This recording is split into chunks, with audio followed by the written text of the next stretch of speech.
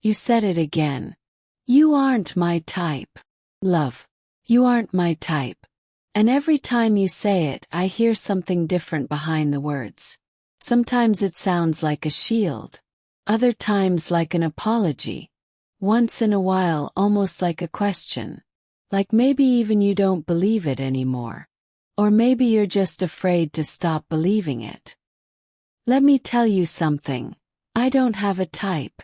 Not really. I used to think I did. We all do, right? Some vague outline we sketch in our minds of who we imagine ourselves loving. Hair color. Personality traits. The way someone laughs. How they carry themselves through life. What they value. What they wear. How they talk. Whether they prefer coffee or tea. Books or podcasts. Silence or noise. Stability or spontaneity.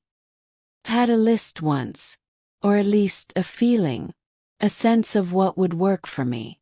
Who would feel familiar enough, safe enough, exciting enough to hold my attention. I thought I knew what made me tick romantically.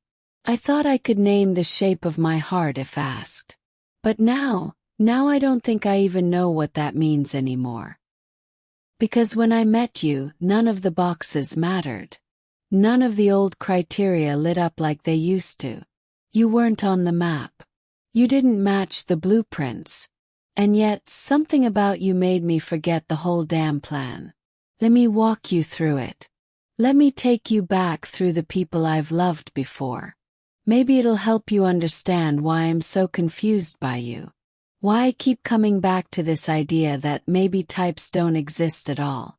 I've loved nerdy bookish girls who lived inside novels more than they did in real life. Girls who could quote Austen and Bronte like scripture. Who carried paperbacks in their purses like talismans. They were quiet, introspective, thoughtful. They marked pages with sticky notes and wrote in margins with ink-stained fingers. I adored them. Still do. Their minds were galaxies, and I got lost in them often. Then there were the artistic bohemian types. The ones who painted murals on abandoned buildings, who wore scarves in July and sandals in December. They smelled like patchouli and lavender, and their eyes always looked like they saw things the rest of us couldn't. They danced barefoot in the rain and believed in chakras and moon cycles. I was drawn to their chaos, their creative madness, their unfiltered passion for life. I dated a persnickety vegan cyclist once. She rode her bike everywhere, even in snowstorms, and carried kale chips in her backpack like they were gold. She lectured me about capitalism and environmental collapse over lentil soup. And somehow I found it endearing. Her fire was magnetic. Her convictions unwavering. I respected her so much, even when I disagreed. There was also that one intense period where I only seemed to fall for Radamanthan intellectuals. People who spoke in footnotes, who quoted philosophers mid-conversation, who corrected grammar in text messages. They challenged me constantly, and I thrived under the pressure. Even when it hurt. Different hair colors. Different heights. Different body shapes. Some tall, some short. Some with tattoos. Others without a single piercing. Voices that filled rooms and others that barely whispered. Values that varied. Some spiritual, some scientific, some skeptical of both. But always there were common threads. Core beliefs. Shared ethics. Baseline of empathy. And yet somehow none of it ever quite clicked. Not fully. There was always something missing. Something just slightly off. Not bad, not wrong, but not quite right. Not the way I imagined it would feel when I finally met the person who completed me. Until you. You who don't fit into any of the neat little compartments I once tried to build around my heart. You who defy every category I thought I needed to feel safe in love. You who make me rethink everything I thought I understood about myself. Maybe it's not about the shape of your body or the sound of your voice or the way you dress.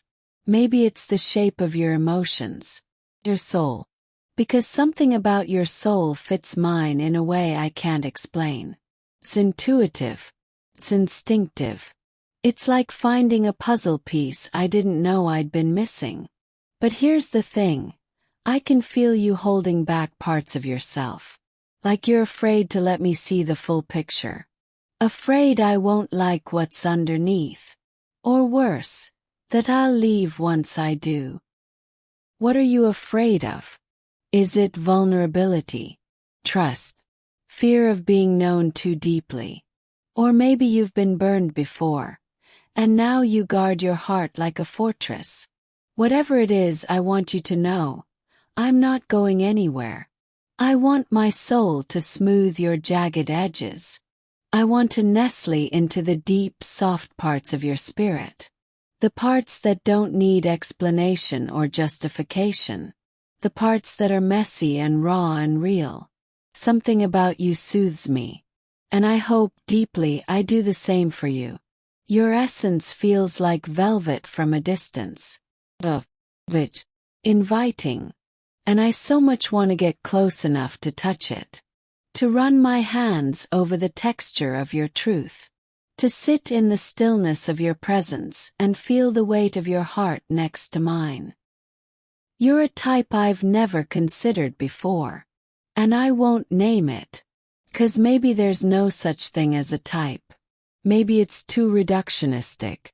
Too limiting. Too small for the vastness of what love can be.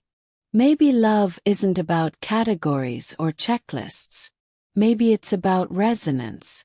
About chemistry that can't be forced. About moments that feel like home, even when they're brand new.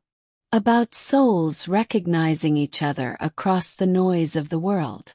If that's true, then maybe I never really had a type at all. Maybe I was just waiting for you. Someone who doesn't fit the mold. Someone who breaks it open. Someone who makes me want to throw away the blueprint and start building something entirely new. So I'll say it again. Not because I expect you to change your mind overnight, but because I believe these words deserve to be heard. You aren't my type. Love. You aren't my type. But now I don't think I have one. And maybe I never did. Maybe love has always been about finding the person who doesn't belong in any box. The one who rewrites the rules. The one who makes you realize that the best kind of love isn't the one you expect. It's the one you never saw coming. And if you're listening, if you're really hearing me, then thank you. For showing up. For being exactly who you are. For making me question everything I thought I knew. And for reminding me that sometimes, the most beautiful connections begin with the words, "You aren't my type." But I'm starting to believe that's the best part.